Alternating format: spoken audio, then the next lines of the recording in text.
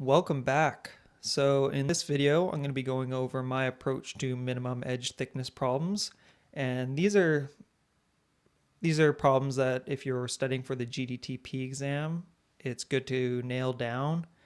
The actual problems in the exam I didn't find too difficult, but certainly in the books that I recommend you look at when you're studying for the exam, the examples can be quite difficult.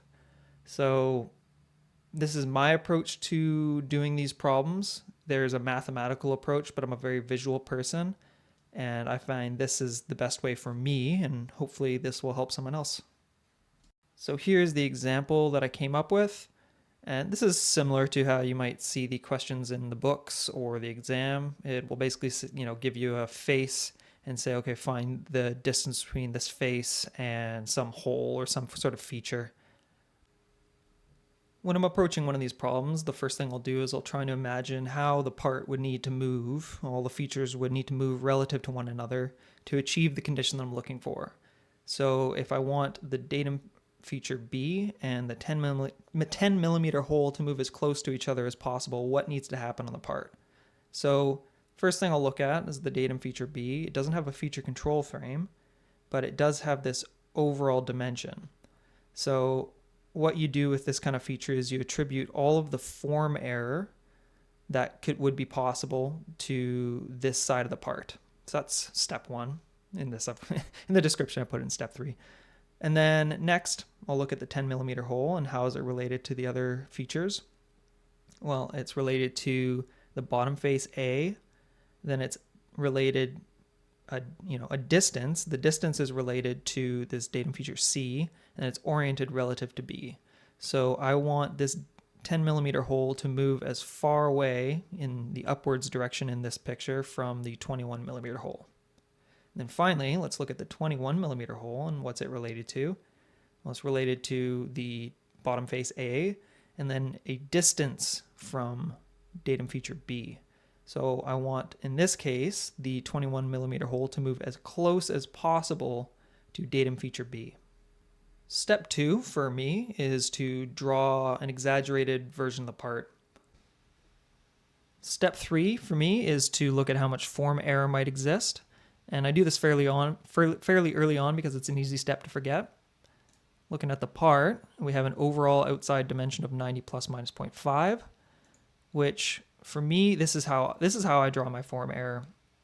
I draw it at the maximum material condition of the part. So following the envelope principle, the outside overall dimension would be 90.5.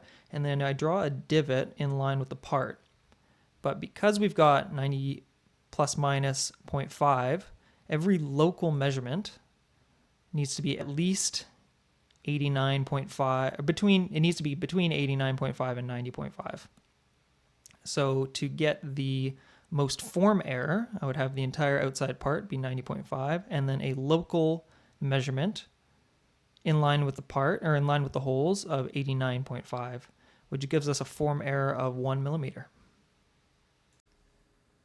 So the fourth step for me is going to be figuring out how many gauges I'll be drawing and what they look like. And typically the number of gauges is the same as the number of unique feature control frames. So in our example, we've got 2 feature control frames that are going to be applicable to our calculations, so I'll be drawing 2 gauges. There are conditions where you'd only need to draw 1 gauge, but in our case, we will need both. The first gauge we're looking at is to relate the 21 millimeter hole to the datum B surface. So we've got a 21 millimeter hole that is perpendicular to A, and we're sort of just going to be ignoring this bottom face in these calculations, and then is a basic distance of 60 millimeters from B. So we've got a pin that is, the axis of this pin is 60 millimeters away from this back plate. And for the second gauge, we would have these 2 pins, and then on the drawing, they are distanced with a 30 millimeter basic dimension. So that's what we put on here, is we make the pins 30 millimeters apart. Step 5 is going to be looking at the size of the gauge pins as well as the size of the features that we're going to use. So in this case, we're going to use, well, in all cases, the virtual condition is the size of the pin. So for the 21 millimeter hole, the virtual condition is 21 millimeters minus 1, so that's the MMC size, the maximum material condition size, minus any geometric tolerance that we might allow, which in this case is 0, so 21 minus 1 minus 0. The gauge pin is a diameter of 20 millimeters. The largest size of the hole in this case is 21 millimeters plus 1 millimeter, which is 22 millimeters.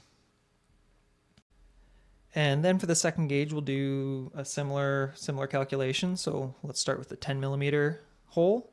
So for the pin, we'll do the virtual condition is 10 millimeters minus 1 millimeter, so minus the size to get to the MMC size, minus the geometric tolerance that we're allowing, which is 1. So 10 minus 1 minus 1 is an 8 millimeter pin.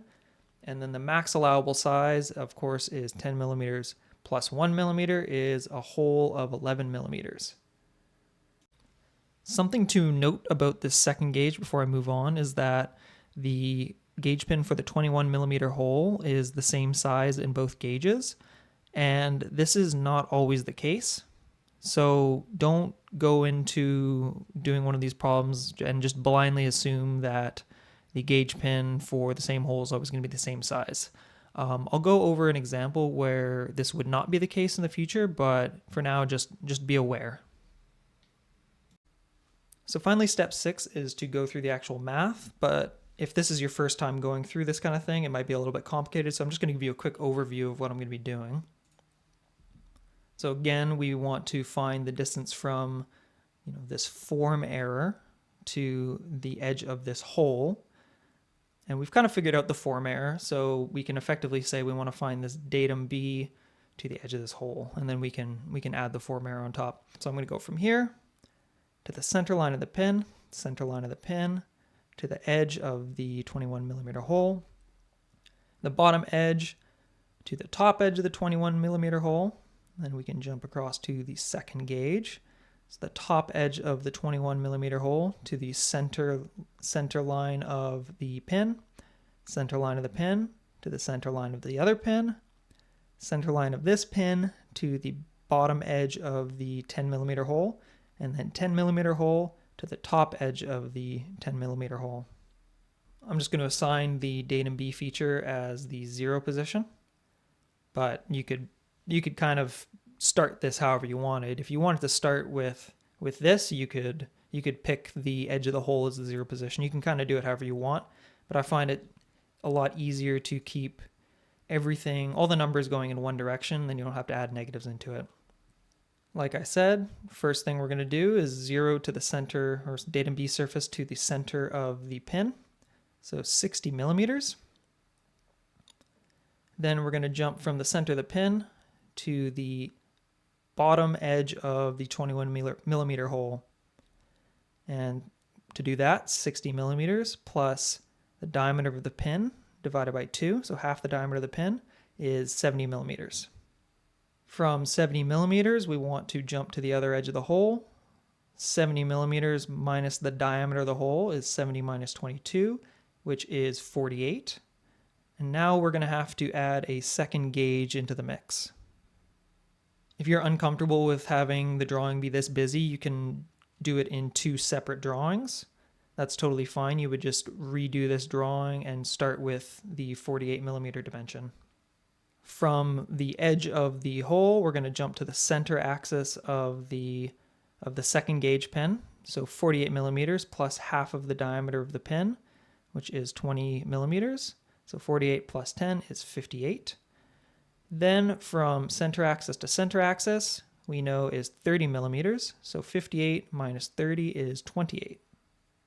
Center axis of 28 to the edge of the 10 millimeter hole is 28 plus the diameter of the pin, which is 8. So 28 plus 4 is 32. And then bottom of the hole to top of the hole is 32 minus the diameter of the hole is 11.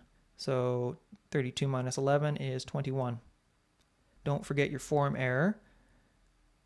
We calculated the form error to be a 1 millimeter divot. So finally, a minimum wall thickness of 21, which is the edge of the hole, to the form error, which is 1 millimeter. 21 minus 1 is a minimum edge wall thickness of 20 millimeters. Like the slide says, it really is that easy. And being sort of tongue-in-cheek because, even though the math is quite basic, the complexity certainly comes in from setting up these pictures and these gauge drawings and understanding the implications of the feature control frames and what the virtual conditions are going to be and what the hole sizes are going to be. And that certainly comes with practice and just a good understanding of the standard. There's, like I said at the start of the video, there's other methods of doing these calculations, and I would recommend trying all of them. This is what works for me, and hopefully it works for somebody else and someone finds this useful. I'll do more examples in the future, but for now, have a good one.